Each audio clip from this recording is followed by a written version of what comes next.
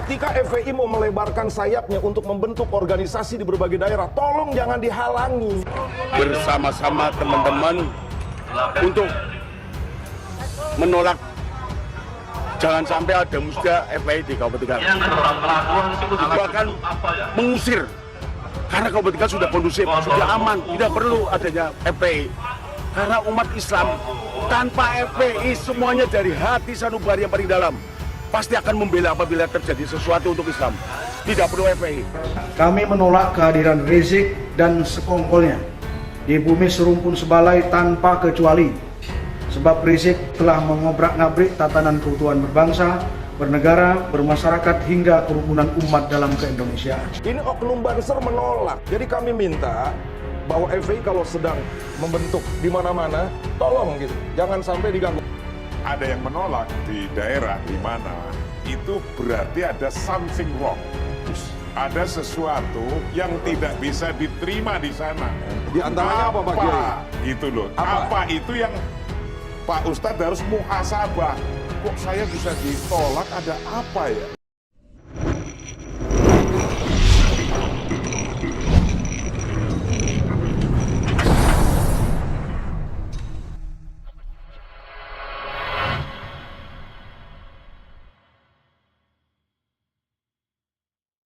Gerakan Pemuda GP Ansor Kabupaten Tegal dengan tegas menolak keberadaan Ormas Front Persatuan Islam yang merupakan perubahan dari nama Front Pembela Islam pasca dibubarkan pemerintah. Hal itu disampaikan pembina GP Ansor Tegal, Nur Rohman.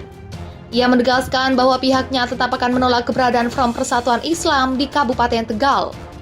Hal itu, kata Nur Rohman, lantaran kepengurusan Front Persatuan Islam tersebut tetap diisi oleh orang-orang yang sama dengan pengurus FPI. Mau ganti apapun bentuknya, mau kepanjangannya diganti apapun, kami tetap menolak. Seperti PKI, sudah dilarang terus ganti nama, ya tetap PKI, kata Nur Rohman Senin 4 Januari 2021. Seperti dikutip dari suara.com, pembina Ansor Tegal yang juga merupakan ketua Gerakan Pemuda Bangsa ini juga menyampaikan dukungannya terhadap langkah pemerintah yang telah membubarkan FPI dan menetapkannya sebagai organisasi terlarang. Pasalnya, menurut Nur Rohman, keberadaan Ormas FPI selama ini telah banyak membuat masyarakat jadi resah. Walaupun sudah ganti nama, kami dari Ronggolawe siap perang. Kalau muncul di Kabupaten Tegal, tetap akan kami lawan, kami sikat, begitulah tegasnya. Berdasarkan pengamatannya, lanjut Nur Rohman, FPI memiliki kepengurusan dan cukup banyak simpatisan di Kabupaten Tegal. Mereka sebagian besar berada di Kecamatan Talang dan Bumi Jawa. Oleh karenanya, GP Ansor meminta kepada pihak kepolisian agar menindak tegas apabila Ormas FPI tersebut masih melakukan aktivitas di wilayah Kabupaten Tegal. Kepolisian harus membubarkan karena sudah dinyatakan pemerintah sebagai organisasi terlarang. Begitulah ujarnya. Front Pembela Islam dan Partai Komunis Indonesia dinilai punya kesamaan. Keduanya sama-sama menggunakan pemberontakan terhadap pemerintahan negara. Hal itu dikemukakan pengasuh Pondok Pesantren Al-Iman, Purworejo, Jawa Tengah, Habib Hasan bin Agil Babut. Bagi saya mereka adalah pemberontak. Masa dalam dakwah kok yang diajarkan kebencian pada pemerintah yang ada, menjatuhkan pemerintahan dan presiden yang sah, katanya Presiden 4 Januari 2021. Habib Hasan bin Agil Babut, seperti dilansir Gatra, menambahkan, gerakan keduanya juga mirip, hanya simbol yang membedakan keduanya. Saya merasa gerakan mereka mirip dengan PKI, hanya beda simbol. Dalam Islam tidak diperbolehkan untuk memberontak kepada pemerintahan yang sah. Bugot harus kita tumpas, begitulah paparnya. Dikatakan Habib Hasan, sejak awal kemunculannya FPI kerap menyerukan penolakan terhadap Pancasila, padahal kata tokoh Nahdlatul Ulama tersebut, di negara yang masyarakatnya beragam, diperlukan satu tali yang bisa mengikat atau menyatukan semuanya. Tali tersebut yang kemudian disebut Pancasila. Mereka tidak mau menerima Pancasila dalam Undang-Undang 45. Mereka ingin mengganti Pancasila bersyariah, NKRI bersyariah. Bagaimana bisa untuk menyatukan sesama umat Islam saja susah, apalagi banyak agama. Pendiri negara ini mencetuskan dasar negara kita berdasarkan kesepakatan dan sudah final. Begitulah terangnya. Lebih lanjut, Habib Hasan mengatakan, Meski FPI Aceh menyebut diri mereka sebagai organisasi Islam, namun manuver mereka justru mengarah ke jalur politik. Bahkan slogan kembali ke Al-Quran dan Sunnah yang selalu mereka gaungkan sejatinya hanya kampanye yang menyesatkan. Sebenarnya ormas yang gerakannya sama seperti FPI banyak, yang tanpa nama juga ada. Slogan mereka kembali Al-Quran dan AS Sunnah, hanya kampanye yang menyesatkan. Bungkusnya saja yang agama, tapi sebenarnya gerakan politik, begitulah tegasnya. Habib Hasan menyebut kemunculan FPI sejatinya mengancam kedaulatan negara. Maka kata dia keputusan pemerintah membubarkan kelompok berpakaian serba putih tersebut sejatinya sudah tepat, alias tidak keliru. Pembubaran FPI adalah suatu keharusan, karena gerakan FPI sudah mengancam kedaulatan negara, maka harus dibubarkan. Mereka makin lama makin berkembang dan makin dapat banyak simpati.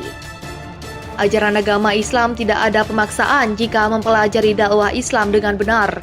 Islam di Indonesia ini beda dengan negara lain. Jika negara lain penyebarannya berbenturan dengan penduduk pribumi, maka di Indonesia tidak, kata Habib Hasan. Sejumlah karangan bunga ucapan selamat atas pembubaran Ormas Front Pembela Islam beredar di media sosial.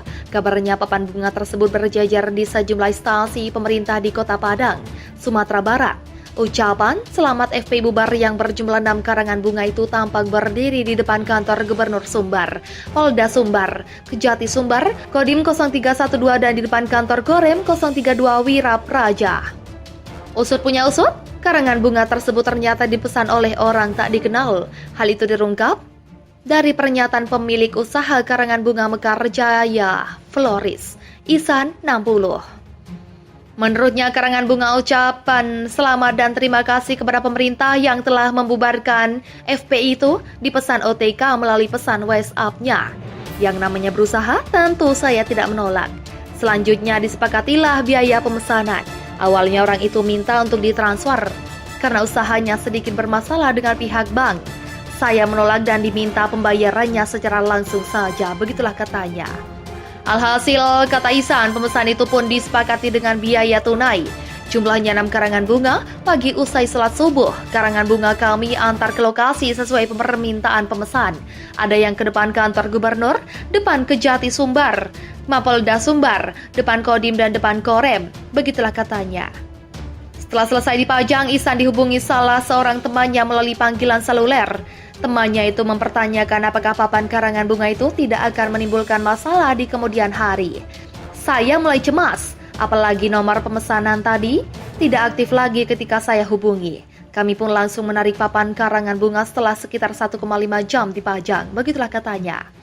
Sebelumnya karangan bunga yang memuat pesan ucapan terima kasih atas pembubaran FPI berdiri di depan sejumlah instansi pemerintah di Kota Padang pada Jumat 1 Desember 2020 lalu. Karangan bunga yang tersebar itu mengatasnamakan Aliansi Ranah Minang Cinta Damai. Karangan bunga itu bertuliskan, terima kasih pemerintah RI pembubaran FPI kado terindah akhir tahun 2020.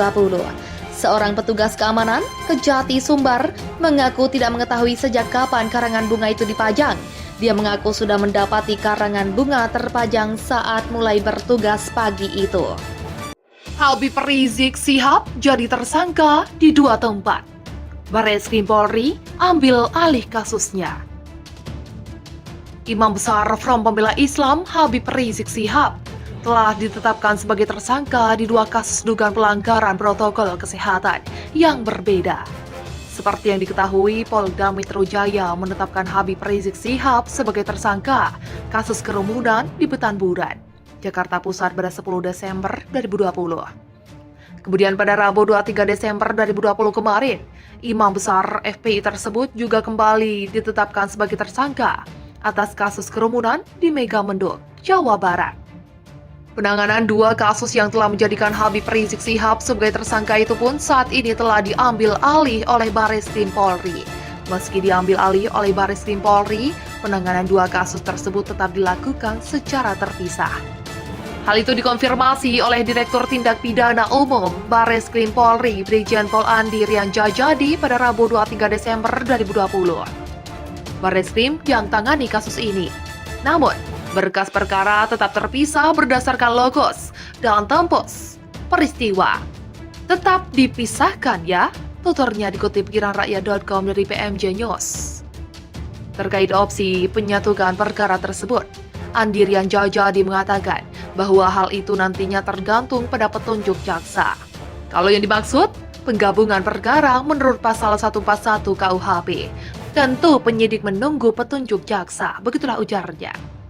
Andirian Jajadi juga membenarkan bahwa Habib Rizik Syihab telah ditetapkan sebagai tersangka dalam kasus kerumunan di Megamendung, Bogor, Jawa Barat. Iya betul, dalam kasus kerumunan pelanggaran prokes yang terjadi di Megamendung, sudah ditetapkan sebagai tersangka. Penetapan tersangkanya oleh penyidik Polda Jawa Barat, begitulah ucapnya. Penyidik menyangkakan pasal 14 ayat 1 dan ayat 2 Undang-Undang Nomor 4 Tahun 1984 tentang wabah penyakit menular kepada Habib Rizik Syihab.